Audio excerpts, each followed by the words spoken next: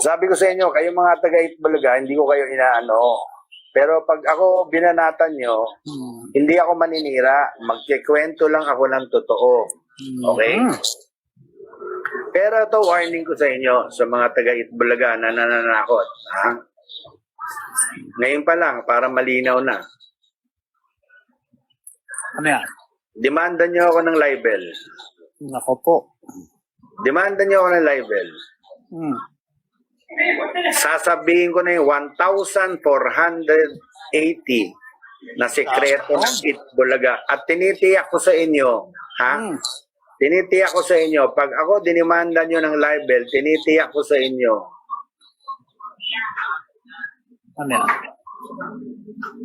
Eh kayo na, alam nyo na yan eh. Alam nyo naman kung anong alam kong sekreto nyo eh. Alam nyo na yun.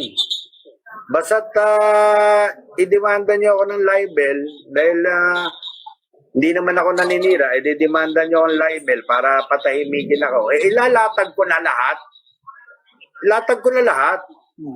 Pasensyahan tayo.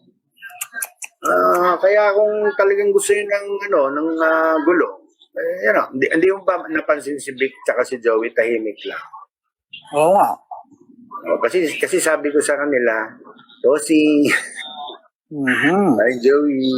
Kasi ayoko nang unang-una, mga kaibigan ko yan, dalawang yan eh. Dapat, di nga kami nag-aaway yan eh. Si Tito lang kasi kaaway ko kasi, magkaiba kaming partido eh.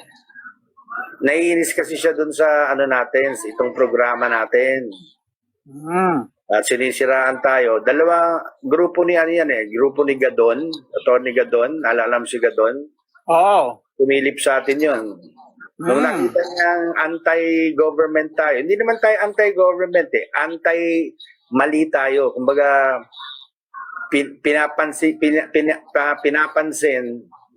pinipintasan lang naman natin yung mga mali sa gobyerno. Hindi naman ibig sabihin nun eh, anti-government ka na.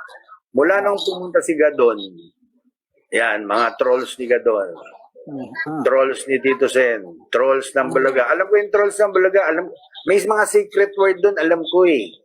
Ganon? Kaya sabi ko kay Tito Sen, tigilan nyo na, alam ko kayo yan eh. May mga salita doon na may code yun eh. Alam ko yun eh.